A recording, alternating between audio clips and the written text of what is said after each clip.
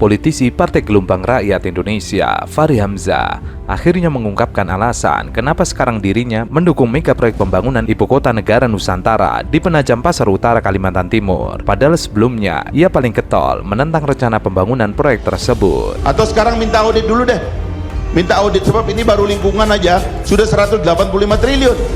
Bagaimana dengan audit lainnya? Pelanggaran setorannya ini, itu, dan seterusnya itu. Periksa semua.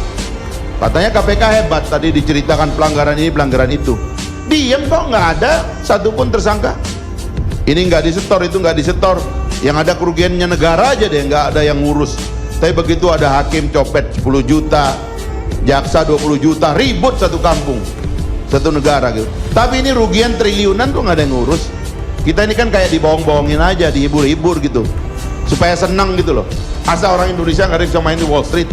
Bego amat nih bangsa, nggak ada orang jago di sana. Banyak lah. Ada orang kampung aja yang kurang gizi bisa juara dunia kok. Apalagi yang lahir di Jakarta gizinya bagus. Ini yang Jakarta ini kan yang pakai jas, pakai dasi, main di Wall Street dong. Ambil tuh saham. Ia mengatakan, dulu waktu IKN saya tentang, belum ada 1 rupiah pun anggaran APBN yang dikucurkan. Sekarang sudah puluhan, bahkan mungkin menuju ratusan triliun dana APBN disalurkan. Sekarang, pembangunan IKN tidak bisa dibatalkan dan harus diteruskan. Sebab itu semua uang rakyat. Teori keuangan negara itu sangat dasar dan berlaku di semua tempat. Intinya, uang negara adalah uang rakyat. Proyek negara tidak boleh mangkrak, karena yang rugi rakyat. Nah, bagi calon presiden yang mau membatalkan IKN, tunjuk tangan. Lapangannya, rumputnya sudah ditanam, pasti rampung. Kalau yang lain-lain itu bisa sampai 15 tahun, supaya tahu, supaya nggak terjadi miss. Enggak, 15 tahun kurang lebih. Tapi mungkin bisa maju kalau swastanya ngebut. Seperti sekarang ini, kalau tiap bulan groundbreaking 10, 15, 10, 20, itu baru akan cepat. Jadi saya mengajak Bapak Ibu semuanya, mumpung harga tanahnya masih murah. Karena kalau Bapak Ibu beli sekarang di SCBD itu mungkin harga tanah per meter sudah berapa? 200 juta mungkin. Di Menteng mungkin sudah 100-150 juta. Di Balikpapan itu pun sudah 10-15 juta. Di sini masih di bawah 1 juta. Bulan depan udah naik. Karena memang harganya bergerak terus. Kalau peminat banyak, masa dijual murah? Ya enggak lah. Fachri menekankan, kalau pakai uang negara untuk kegiatan umum, maka kegiatan itu tidak boleh partisan, tapi netral. Tapi kalau mau pakai uang pribadi atau uang partai, maka acara itu boleh dimanfaatkan untuk partai dan politisi partai tersebut. Diketahui, keputusan Indonesia untuk memindahkan ibu kota dari Jakarta ke ibu kota Nusantara menjadi sorotan media dunia. Berbagai kesulitan di balik pemindahan besar-besaran itu menjadi sorotan. CNBC Internasional menuliskan dalam judulnya bahwa langkah pemindahan itu tidak akan mudah seperti yang diperkirakan. Media asal Amerika Serikat itu melaporkan bahwa kesulitan pertama akan didapatkan dari 1,9 juta ASN yang akan pindah ke lingkungan baru. Masyarakat perlu tertarik untuk datang ke tempat baru. Pertama-tama mereka perlu melihat infrastruktur yang kuat seperti sekolah, rumah sakit, dan fasilitas perumahan, atau mereka tidak akan tertarik untuk pindah ke sana. Masalah kedua kemudian muncul dari segi pendanaan. Pembangunan Nusantara diperkirakan menelan biaya sekitar 35 miliar US dollar. Namun pemerintah hanya berkomitmen untuk menginvestasikan 20% dari dana yang dibutuhkan. Pemerintah Jokowi berharap sisa 80% pendanaan akan berasal dari investor asing. Namun ada keraguan untuk menyalurkan dana ke proyek tersebut, dan hal ini dapat semakin menggagalkan kemajuan pembangunan IKN. Ekonom di Maybank Investment, Ju Yili, mengatakan bahwa ada langkah konkret yang perlu dilakukan pemerintah dalam menarik investasi yang lebih besar menuju IKN. Tidak akan mudah bagi pemerintah untuk mendapatkan 80% investasi asing, kecuali pemerintah dapat memberikan bukti kelayakan Nusantara dan jaminan bahwa proyek tersebut akan terus berlanjut, bahkan jika pemerintah baru mulai menjabat tahun depan. Anggaran infrastruktur negara itu telah menurun sejak tahun 2017 ketika mencapai puncaknya sebesar 2,8% PDB, namun turun menjadi 1,9% PDB tahun lalu. Bruno Lanvin, Presiden Smart City Observatory di AMD Business School, mengatakan investor dari Asia Pasifik perlu mengambil inisiatif dalam berinvestasi di IKN. Pasalnya, Asia Pasifik merupakan wilayah yang menonjol, sehingga bila investor dari wilayah itu telah masuk, investor dari area lain akan mengikuti. Investor itu seperti domba, mereka suka pergi kemanapun orang lain pergi.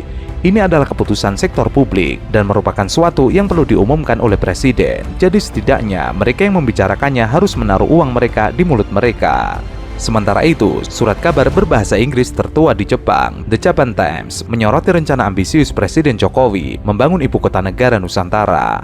Melalui Japan Stamp, media tersebut menuliskan bahwa ambisi tersebut berantakan. Tulisan itu mengilustrasikan Nusantara adalah kota metropolitan modern yang klasik, terletak di tengah kota hujan yang luas dengan kantor-kantornya yang gemerlap, bus listrik, dan penduduk yang produktif secara ekonomi. Setidaknya itulah yang digambarkan oleh brosur pemerintah. Apa yang tidak pemerintah tunjukkan dengan jelas adalah dari mana pemerintah akan menemukan 35 miliar dolar Amerika atau setara 530 triliun rupiah. Dengan hanya 18 bulan tersisa di masa jabatan terakhir, Presiden Jokowi masih secara agresif mendekati investor internasional untuk membiayai 80% proyek. Presiden berharap itu akan meningkatkan perekonomian Indonesia, memukimkan kembali jutaan orang dari Jakarta yang terancam tenggelam dan memperkuat warisan alias legasi Jokowi sendiri. Bajingan tolol. Sebelumnya saya terangkan bahwa Jokowi pergi ke Cina dan mengobral IKN, bahkan disuruh pilih mau bikin apa, Anda yang atur IKN itu. Pajak diistimewakan segala macam. Jadi menurut saya Jokowi menjual negara. Itu namanya bajingan. Kan itu kan konteksnya kan. Soal IKN dan semua hal yang lain. Tapi intinya itu yang saya ucapkan. Jadi kalau dibilang bahwa saya menghina presiden, memang saya menghina presiden, bukan Jokowinya. Karena kebijakan menjual negara itu bukan dari Jokowi, tetapi dari dia sebagai kepala negara. Kepala negara menjual negara. Logikanya begitu.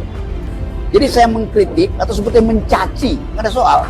Kepala negara, bukan kepala keluarga yang namanya sama. Kami, terutama dari otorita, diminta untuk bekerjanya memang bisa menjadi contoh bagi Pemda-Pemda seluruh Indonesia nantinya. Jangan sampai malah otorita ini terbawa tanggam birokrasi yang berbelit-belit dan lambat. Jadi justru dibentuk otorita ini untuk supaya lebih cepat. Itu arahannya Bapak Presiden. Oke. Tentang lahan dan investasi, beliau menyampaikan bahwa agar segera diperjelas, dipercepat untuk status-status lahan, khususnya sebenarnya ada dua, lahan pembebasan lahan untuk pembangunan infrastruktur yang prasarana umumnya seperti yang dikerjakan oleh APBN, pembebasan lahan, penyediaan lahan untuk investasi. Itu berjalan seiring dengan apa yang sudah dibangun oleh Kementerian PUPR untuk infrastruktur dan kemudian gedung-gedung fasilitas publik, sehingga nantinya akan terbentuk satu ekosistem yang menyeluruh, istilahnya begitu, di dalam kawasan inti pusat pemerintahan yang akan bisa menjadi model untuk pengembangan selanjutnya dari IKN ini ke depannya. Sudah ada 5 kali groundbreaking ya, dengan nilai mendekati 50 triliun, tepatnya 49,6 triliun. Sudah ada 32 kira-kira institusi yang sudah melaksanakan groundbreaking hingga yang kelima. Tentu kita akan mewujudkan apa yang sudah di groundbreaking itu untuk diwujudkan sesegera mungkin. Perumahan menteri di kawasan ibu kota Nusantara tidak semewah yang berada di Jakarta, yakni di area Widya Chandra. Hal tersebut diungkapkan Menteri Pekerjaan Umum dan Perumahan Rakyat Basuki Hadimulyono. Bahkan ia mengatakan Menteri Koordinator Bidang Kemaritiman dan Investasi Luhut Binsar Panjaitan kaget saat melihat rumah menteri di IKN karena ukurannya yang kecil. Itu lebih kecil daripada Widya Chandra. Oh, ya. Tapi mungkin dalamnya gitu Pak kayak terlalu. Fasilitasnya Pak, fasilitasnya. Biasa rumah tidur, dapur, ruang tamu, ruang rapat. Tapi punya Menko. Saya nggak lihat, ya. Itu sama semua itu 36. Dan itu lebih kecil daripada ya.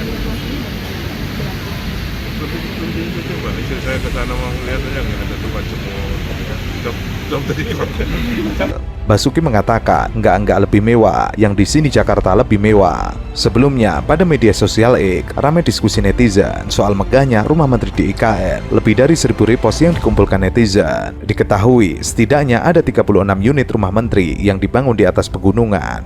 Rinciannya, sebanyak 24 unit rumah tapak jabatan Menteri Persil 104 dibangun di atas lahan seluas 10,6 hektar. Sementara rumah tapak jabatan Menteri Persil 105 sebanyak 12 unit dibangun di atas lahan seluas 9,1 hektar. Seluruhnya dilengkapi dengan prasarana, sarana, dan utilitas serta fasum fasos. Dan untuk proses konstruksi telah dimulai sejak Desember 2022 lalu. Adapun rumah menteri dibangun dengan luas bangunan sekitar 580 meter persegi dan luas lahan sekitar 1000 meter persegi. Setidaknya saat ini sudah ada 2 unit rumah menteri yang sudah rampung. Tadi berapa? 14 miliar per rumah ya? Iya, kalau dihitung itu satu unit. Dibagi 500 meter itu kira-kira 28 juta per meter persegi ya. Kalau secara rata itu belum sangat mewah sih. Jadi mungkin rumah mewah iya, tapi tidak ekstra ya. Karena begini, bagi publik ya, yang kita lihat adalah apakah barangnya itu berisi barang impor mewah apa tidak. Jadi misalnya apabila dia menggunakan marmer dalam negeri, oke.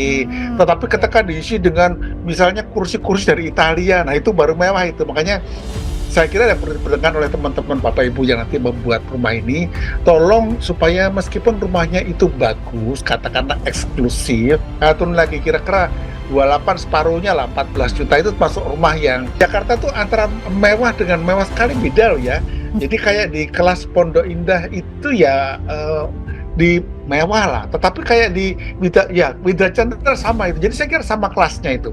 Nah, kalau saya note-nya cuma satu saja, bahwa jangan sampai rumah-rumah Bapak Ibu kita Menteri di IKN itu menggunakan produk impor, terutama pada waktu diisi barang-barangnya.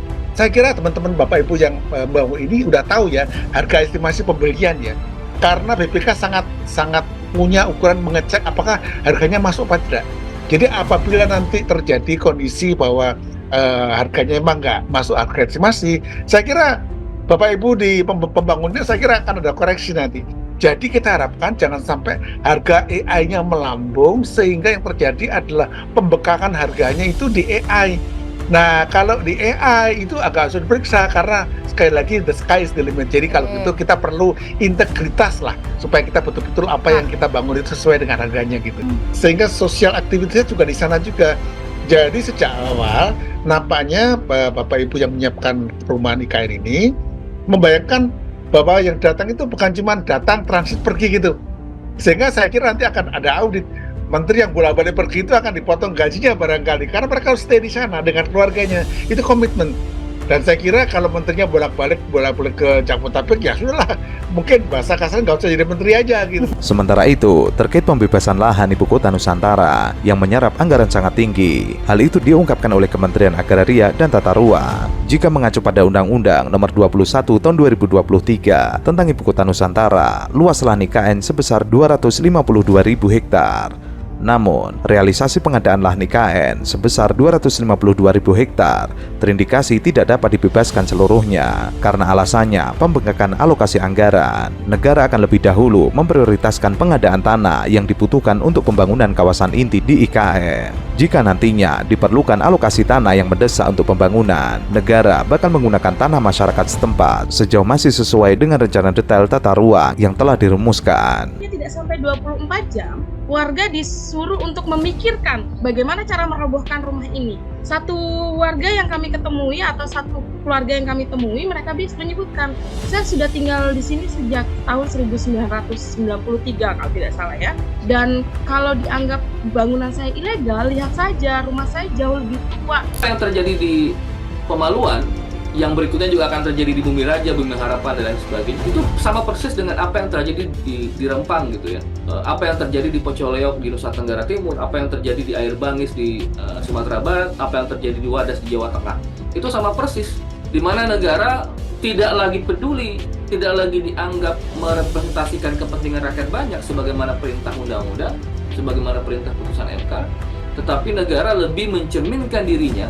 Ini adalah wajah asli negara yang lebih mencerminkan dirinya, justru lebih mewakili, justru lebih merepresentasikan kepentingan investasi para pemodal dibanding warga negaranya sendiri. Dari 252.000 hektar lahan yang dialokasikan dalam undang-undang, tanah yang sudah diberikan hak pengelolaannya hingga saat ini sebesar 34.000 hektar. Adapun beberapa lahan yang dialokasikan untuk pembangunan infrastruktur dasar di IKN yakni pengadaan lahan bandara VVIP Ibu Kota Nusantara seluas 347 hektar. Di samping itu, negara juga telah mengalokasikan lahan sebesar 150 hektar untuk kebutuhan pembangunan jalan tol IKN Seksi 5B.